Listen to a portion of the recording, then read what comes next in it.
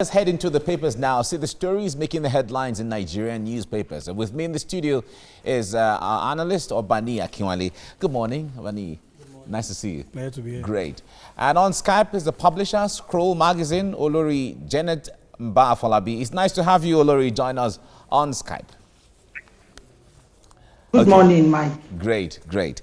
Let's begin with Daily Times. Daily Times newspaper. Posers over 21.5 billion naira COVID funds. Posers over 21.5 billion naira COVID funds. Okay. Certainly, Nigerians have been asking questions about how those funds were utilized. Now, going further to Blueprint newspaper now. Blueprint says, Senate, Nigeria can sustain 5 billion naira monthly spending on IDPs.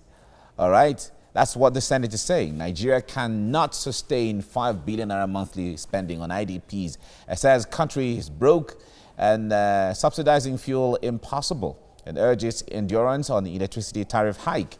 The subsidy removal from sectors long overdue, the presidency is saying this, and 30 billion naira spent on COVID-19 in 4 months.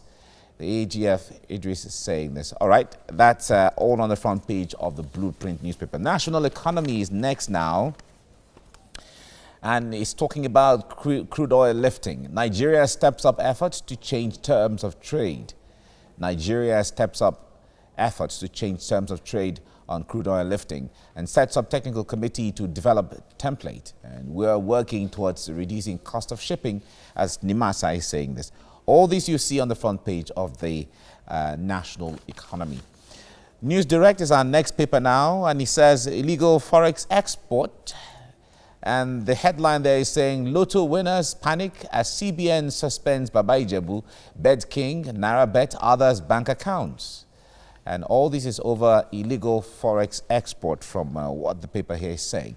Okay, that's the News Direct. Leadership newspaper is next now. Leadership newspaper says northern southern leaders at loggerheads over water bill. Northern southern leaders at loggerheads over water bill. Now, the bill in the best interest of Nigerians, ACF is saying this and says it has nothing to do with herders, calls for public hearing. It is Ruga through the back door. Middle Belt Forum insists it is anti-federalists. Afenifere is saying this. It will break up Nigeria, Haneze warns, and there's ulterior motive. World Council of Bishops alleges. So it's a back and forth on this issue. And that's what you see on the front page of the Leadership newspaper. Now, Daily Trust is next now. Daily Trust is next with, and it says on COVID-19, millions of children at risk of measles, polio due to vaccination disruptions. Why we shun immunization centers, and the mothers are trying to explain some of the reasons there. And lockdown keeps primary healthcare centers inaccessible. Healthcare agencies are saying this. And immunization key to protecting children. Experts are offering all of these. Okay, I think this is where we can start this discussion this morning. The headline says millions of children at risk of measles, polio due to vaccination disruptions. And it's from the COVID-19 lockdown. Okay, let's start with this discussion now. Let me start with Olori Janet Afolabi here on this issue, Mbafolabi rather. Olori, the point there is Nigeria has just been declared polio-free, and there was a lot of celebrations because we've been working hard on this over the years. And the scare now is that the last few months that the country has been on lockdown, there could be a spike again or resurgence of especially polio and measles. What concerns do you have? The problem is that COVID has not affected just the children. It has affected almost every sector of the economy, affected almost everybody. But the children are worse hit because there was already the problem of malnutrition among the children. According to UNICEF statistics, it says that about 2.5 million children are dying every year from malnutrition. So that had always been on ground. And now it has been compounded by the problem of COVID. And polio was declared free, that we no longer had polio, it was celebrated. But during the period of lockdown, anything could have happened, either through the malnutrition, polio would have come back, and vaccination was not going on during those periods. So the children have suffered the more. They are not feeding well. The malnutrition drugs that were supposed to be distributed at that period were stopped. So basically everything was stopped, and parents could no longer feed their children well. So I am not surprised that this is coming out after the lockdown, that millions of children are now face this kind of health issues. But we hope that they will not die. We hope that if something is done now and fast too, that the situation can be arrested. All right. Now, Need, the point there is, as it is right now, the lockdown was necessary to ensure that the society is kept safe from constant of the transmission of COVID-19. But if you flip the coin now, children are at risk. Is there anything that could have been done differently when it comes to seeing to children to prevent the resurgence of polio and measles and all of that?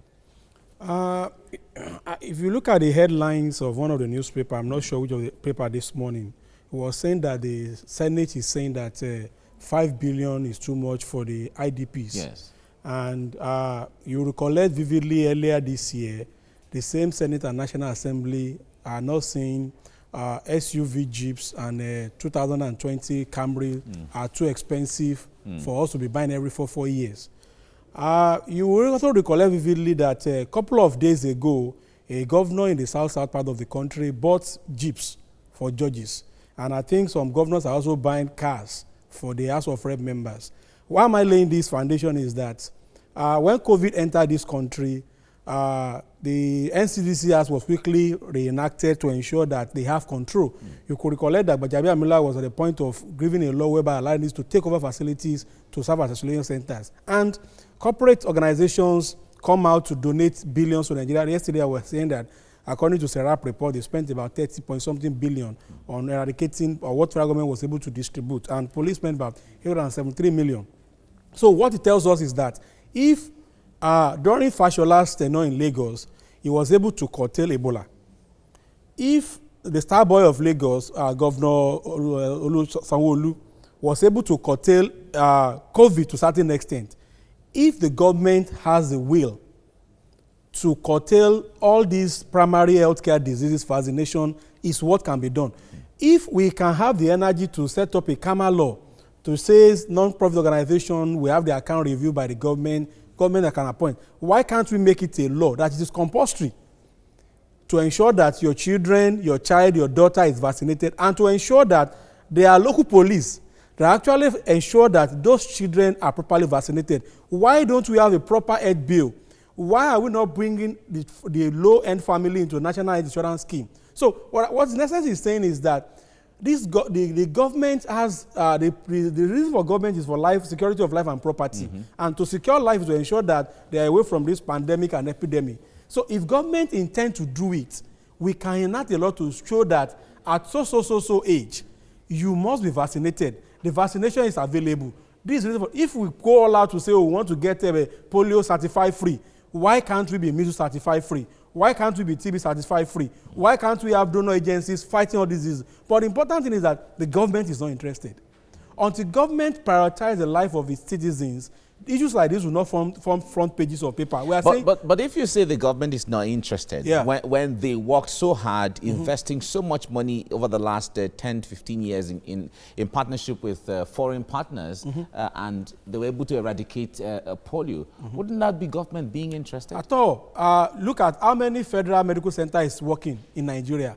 How many tertiary institutions are working in Nigeria. I was hearing the Southeast saying, the South, were telling their governor that for them to do cancer checks, they have to travel far from South. Federal Medical Center, Yola, was unable to do separation of CRBC recently. So in Osun State, for example, the current governor is trying to build 328 primary health centers, and they have completed about 200 or thereabout. That's to tell you that even in 2020, a state of Osun that has less than about 5 million population is still grappling with primary health care. Okay. Now, as a country, we are trying to recruit 774,000 people. So how many health facilities do we have? what is the capacity of health facilities? Medical doctors are going on strike very soon. NRD has said they are going on strike, or will just call off their own strike. So what he's saying is that if government invests heavily in the health sector, these are givens. It's not that we're supposed to say, if you know that you go there is to protect your life, people go. Okay. But what you have at the moment is that the government has not seen the need to ensure that the life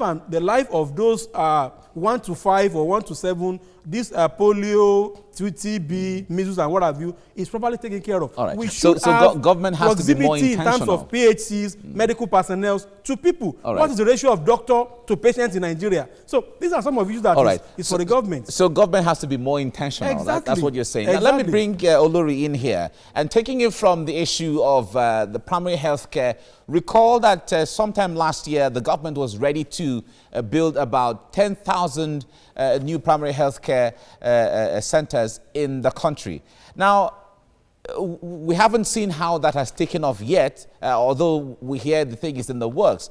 But what concerns do you have from that window? Because we used to have functional primary health care in this country in those days when we used to have Professor Oluke Ransom Kuti as the Minister of Health in the 80s or 90s, thereabout. I think the government, to say that the government does not see the need to have primary health centers would be a blanket statement to make that government is not doing anything. I live in Osun State, and I know that government is doing something about primary health care, but they may not be doing enough. For instance, at the weekend, some health people from the health center, they came here to give us some drugs. They said they were from somewhere, the healthcare center around where we live. They are doing something, but it may not be enough. Health is very important. There is no accountability on the part of those who are given that assignment to provide primary health care. If they are properly monitored, every year money is budgeted for primary health care. Money is given for drugs. So who monitors whether or not these people actually do what they are supposed to do? Even the people living in the local government areas, how are they making sure that the local government chairman is held accountable for what he's supposed to do? I have had cause to interview a former Senate chair on primary health care, Senator Teju Osho, and I wanted him to come to where I used to live at that time and provide them a healthcare facility, which was not even in existence. Women were going like 4 kilometers to go and deliver in another local government because there was no healthcare center where we used to live. And he was prepared to do it until the ticket was withdrawn from him. And that was the end of it. And that community still remains without any healthcare center as we speak now. So it is not as if they don't know that there is a need for it. It is about ensuring that what you write on paper, what you say should be done is done. That is where the problem lies. Let's now take a look at some of these headlines. We'll begin with Daily Times. On the front page of Daily Times, it says, poses over 21.5 billion naira COVID funds. That's for Daily Times. And next is Blueprint newspaper. Nigeria can't sustain 5 billion naira monthly spending on IDPs, and that's coming from the Senate. The writer here says country broke, subsidizing feel impossible, urges endurance on electricity tariff hike, subsidy removal from sectors long overdue, and that's coming from the presidency, and 30 billion naira spent on COVID-19 in 4 months. That's according to the AGF Ahmed Idris. And now to national economy.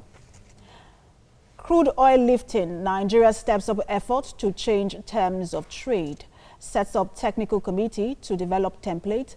We are working towards reducing cost of shipping, and that's coming from NIMASA. And next is News Direct. Illegal forest export, Lotto winners panic as CBN suspends Baba Ijebu, Bet King, NairaBet, others bank accounts. And leadership is next. Northern Southern leaders at loggerheads over water bill, and the writer here says bill in the best interest of Nigeria. That's coming from the ACF, says it has nothing to do with herders, call for public hearing.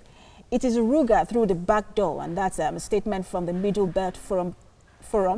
Also, it is anti-federalist, and that's coming from Afenifere. It will break up Nigeria, Ohaneze wants. There is ulterior motive, what Council of Bishops alleges. And now to Daily Trust. Millions of children at risk of measles, polio due to vaccination disruptions. Why we shun immunization centers, and that's coming from the mothers. Lockdown keeps PHCs inaccessible, and that's from the healthcare agency. Immunization key to protecting children, and that's a statement from experts. And we have Business AM up next. He says, all eyes on Naira-dollar tango as CBN opens forex vault to BDCs. CBN injecting $30 million into BDC to enable forex accessibility. Speculators, BDCs face anxious moment, and analysts say forex sales resumption will stabilize the market. Those are some of the headlines this morning, but we're going to just now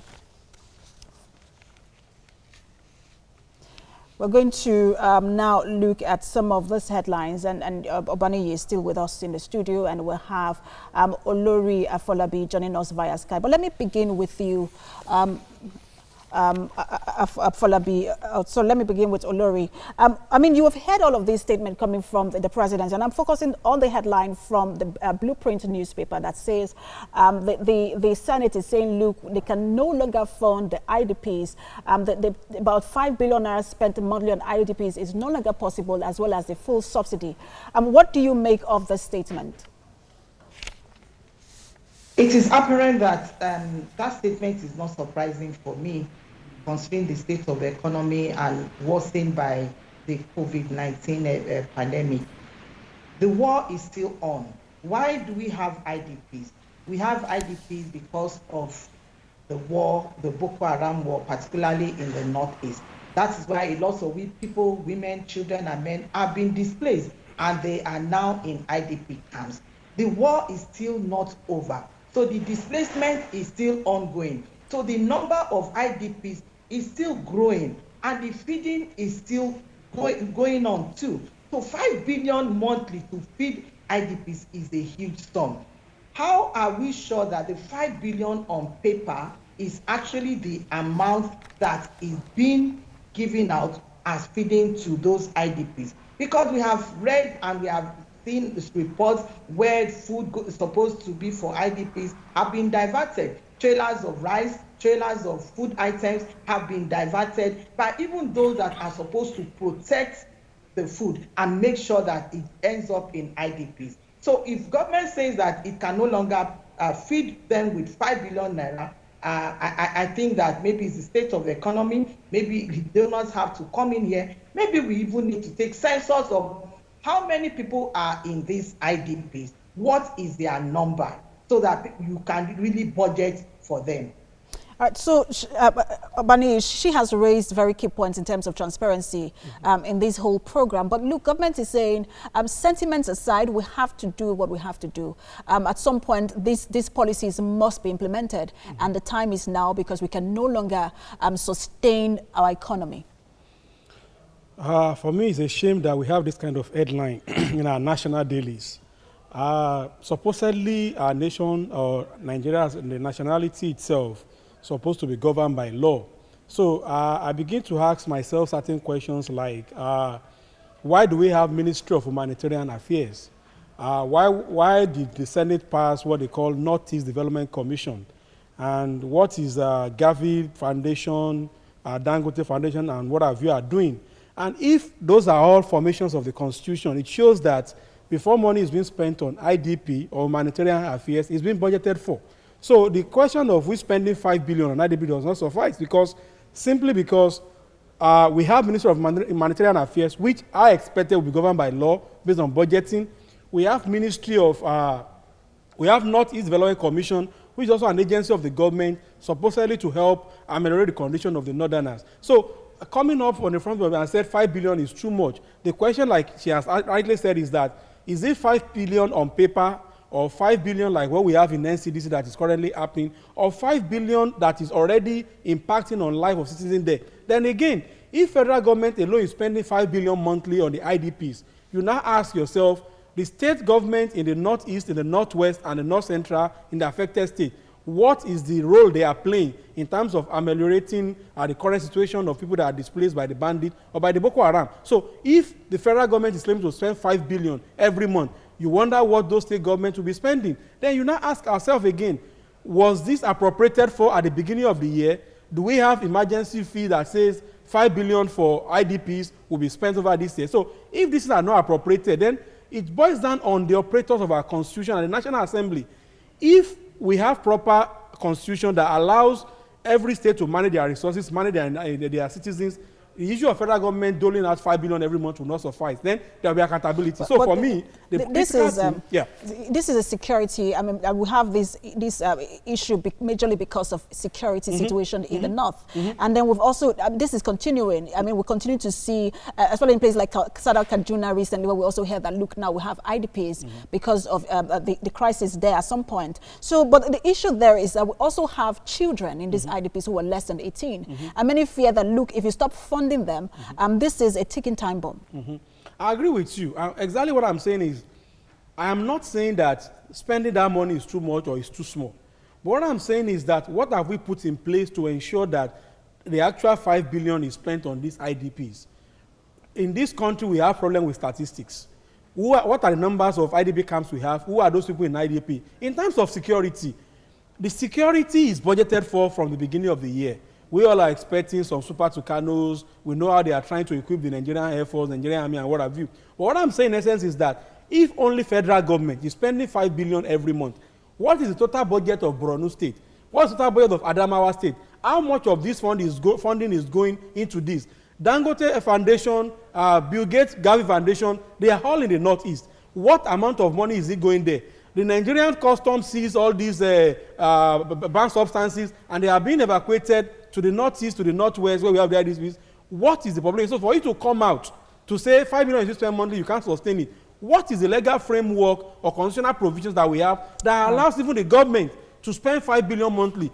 What gives the Ministry of Humanitarian Affairs special duties, or even the NEDC, the power to appropriate or to spend 5 billion monthly? If we have laws that enables individual arm of government... Okay, go ahead. Let's take the conversation to Olori. I just, because again, we're going to see more of this situation, especially because the security situation is continuing. So the question then is, how do we fast track the relocation of these people back to their various homes?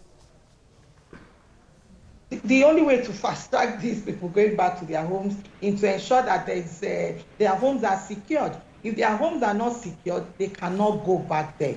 Last week, the governor of Borno State came out to beg the members of Boko Haram and told them that, please, it's enough. Let this war end. Perhaps the ban appears to be helpless from that statement. But the only way for them to go back is for there to be peace. Nobody, I'm sure that many of them are not happy being in IDP camps, because you can imagine the kind of toilet facilities that they will have. And we are talking of open defecation. Nigeria has a problem of open defecation. I think we are number 2 on the ranking of the countries involved in open defecation. So how do we end open defecation when we have millions in IDP camps? And you can just imagine how the facilities there will be. They may not be very happy being there, but situation has forced them to be there. All right, a lot to talk about on this issue, but we'll see how it plays out in the coming days. Publisher Scroll Magazine, Olori Umba Falabi, thanks for talking to us, and Obani, thanks for talking to us.